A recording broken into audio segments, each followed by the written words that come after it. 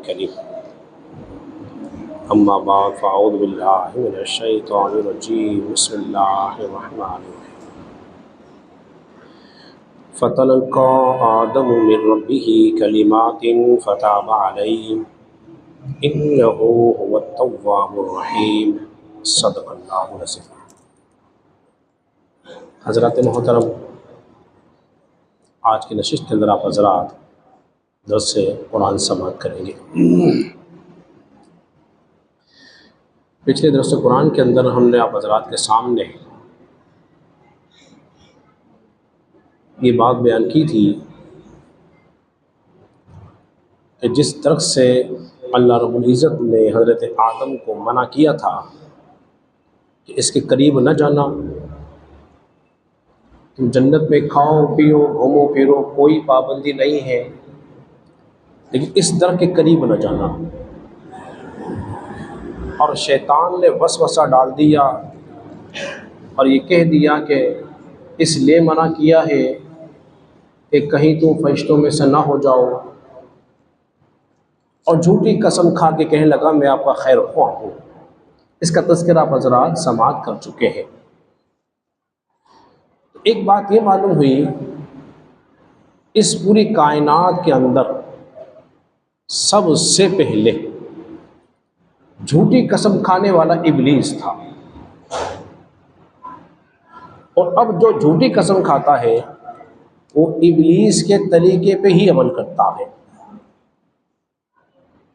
और फिर इब्लीस ने ठान ली कि मैं आदम की वजह से अलैहिस्सलाम की वजह से ज़लील हुआ, रुसवा हुआ, मेरा जो बुलंद दर्जा था मैं ज़मीन पर आ गया, अल्लाह ने मुझे जन्नत से निकाल दिया, अब मैं इसको भी जन्नत से निकलवा के ही दम लूँगा। एक बात ये मालूम हुई कि शैतान से कभी गाफिल नहीं होना, वो हमेशा ताक में रहता है, उसे जब मौका मिलता है तुम्हें धोखा दे देगा, जब मौका मिलेगा तुम्हारा नुकसान कर देगा। और अब क्या कहा जा रहा है, फ़तलक़्क़ा आदमु मिन रब्बिही कलिमातिन फ़ताबा अलैहि, फिर सीख लिए आदम ने अपने रब से कुछ कलिमात। अब वो कलिमात कौन से सीखे थे उसका तज़किरा मैं इंशाअल्लाह अज़ीज़ आपके सामने करता हूँ। लेकिन एक बात को ज़हन में रखिए, हर काम में अल्लाह की हिकमतें होती हैं। तो आदम अलैहिस्सलाम जो ज़मीन पे तशरीफ़ लाए उसकी कुछ हिकमतें थी, और आदम भूल गए, इरादा नहीं पाया। इरादे में कसद होता है और आप भूल गए। यूँ समझ लीजिए पहली हिकमत तो ये थी कि जैसे दाने को ज़मीन में डाला जाए, दाना बीज ज़मीन में जाता है, ज़मीन की सख्तियों को महसूस करता है, फिर सर्दी और गर्मी बर्दाश्त करता है, फिर उसमें से पौधा निकलता है, फिर फल बनता है, फिर वो फल बनकर दोबारा अपने मालिक की खिदमत में हाजिर हो जाता है। ऐसे ही हज़रत आदम अलैहिस्सलाम जन्नत में थे, ज़मीन पे तशरीफ़ लाए और फिर दोबारा मुद्दत गुजार के अपने रब के पास चले गए। एक तो ये हिकमत। दूसरी हिकमत ये थी कि अल्लाह तबारक व तआला ने फरमाया था, वइज़ क़ाल रब्बुका लिल मलाइकति इन्नी जाइलुन फिल अर्दि खलीफा, ए फरिश्तों मैं ज़मीन पर अपना एक नायब खलीफा बनाने वाला हूँ। अब असल में खिलाफत अता करनी थी, और खिलाफत अता करनी थी ज़मीन पर, और आप थे कहाँ, जन्नत में। तो जब खिलाफत मिलनी थी तो, और मिलनी थी ज़मीन पर, तो जन्नत और आपका ज़मीन पर आना भी ज़रूरी था, इसलिए अल्लाह ने आपको ज़मीन पर भेज दिया। तीसरी हिकमत क्या थी? तीसरी हिकमत ये थी कि आपने भूले से जो फल खा लिया था और फिर आप रब की बारगाह में गिड़गिड़ाए, अगर आप रब की बारगाह में न गिड़गिड़ाते तो रब की एक सिफ्त है, वो है क्या है? गफ़्फ़ार होना। क्या है? गफ़्फ़ार होना। तो अल्लाह तबारक व तआला की सिफ्त गफ़्फ़ारी जो है वो ज़ाहिर ही ना होती। एक बात।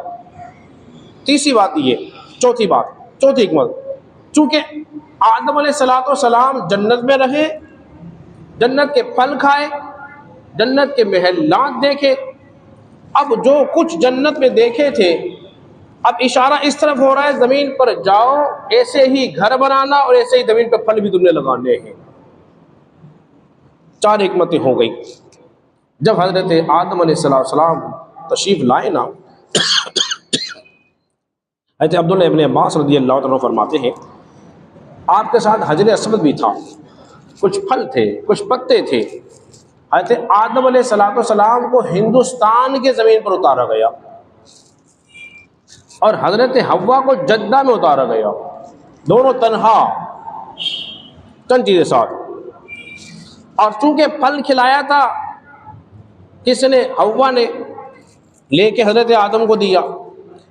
अब उन्हें सज़ा क्या दी गई कि उनको एक तो हैज़ जारी हुआ। अल्लाह ने फरमाया तुम्हारी सज़ा ये है कि अब तुम हामिला भी होगी और हमल की तकलीफ़ भी बर्दाश्त करनी पड़ेगी, और जो तुम बच्चा जनोगी, बच्चा जनने भी तकलीफ होगी। ये मुकर्रर हो गई। हज़रत अब्दुल्लाह इब्न अब्बास रज़ियल्लाहु अन्हु फरमाते हैं अब इनकी मुलाकात कैसे हुई। हज़रत आदम चले तलाश में कि हव्वा को ढूंढूं, और ढूंढते ढूंढते हिंदुस्तान से कहाँ चले गए? अरफात पहुँचे, मुज़दलिफ़ा में। दोनों की मुलाकातें वहाँ हुई, दोनों की मुलाकातें बोलिए वहाँ हो गई। इसलिए उलमा इकराम ने, मुफस्सिरीन लिखा है हिंदुस्तान की सरज़मीन सरसब्ज़ है, उसकी हवाओं में खुशबू है, इसलिए कि हज़रत आदम अलैहिस्सलाम को वहाँ उतारा गया था। फिर आप दुआ करते रहे। क्या दुआ कर रहे हैं? रब्बना ज़लमना अनफुसना व इल्लम तग़फिर लना व तरहमना लनकूनन्ना मिनल खासिरीन। ए हमारे रब, हमने अपनी जानों पे जुल्म कर लिया है, और अगर तूने हमें ना बख्शा और हम पर रहम ना फरमाया तो हम तो ज़रूर नुकसान उठाने वाले में से होंगे। ये दुआ वो करते रहे 300 साल तक की। इस कदर रोए कि 300 साल तक सारी दुनिया के आंसू जमा कर ले तो आदम अलैहिस्सलाम के बराबर बोले नहीं हो सकते, और आसमान की तरफ सर नहीं उठाया।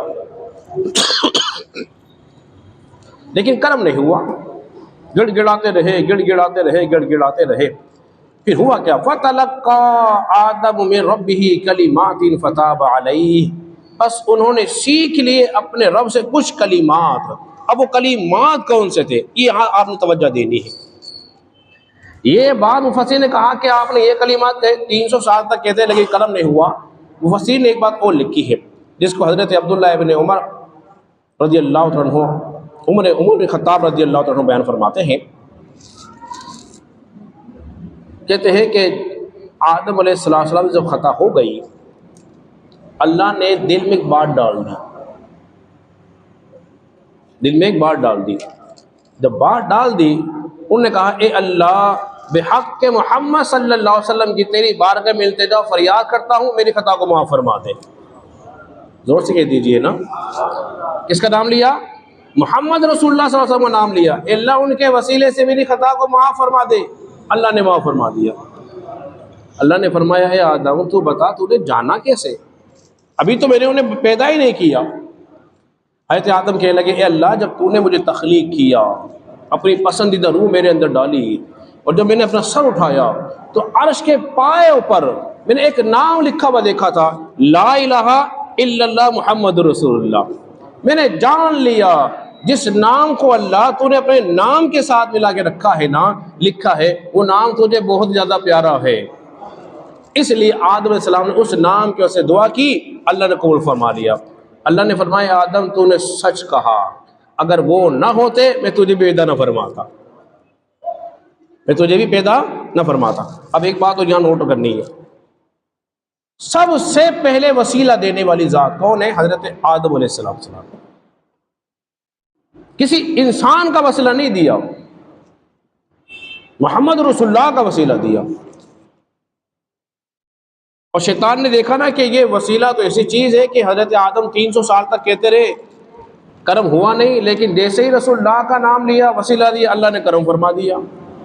उसने वसवसा डाल दिया, इसकी मुखालफत करनी है। वसवसा क्या डाला? वसीले की मुखालफत करनी है, इसको नहीं लेना बस। अब वसीला जो है कुरान सुन्नत से क्या है बोलिए? शरअन जायज़ है। या अय्युहल्लज़ीना आमनू तक़ुल्लाह वब्तगू इलैहिल वसीला, ए ईमान वालों अल्लाह से डरो, उसकी तरफ वसीला तलाश करो। अभी एक जुमला और फिर अपनी बात ख़त्म करता हूँ। जब नेक अमाल का वसीला दे सकते हैं तो फिर ज़ात का वसीला क्यों नहीं? अमाल तो है नाकिस, अल्लाह कबूल करे ना करे, लेकिन जिनको अल्लाह ने कबूल कर रखा है उनका वसीला देना शिरक बोलिए नहीं हो सकता और शरअन जायज़ है।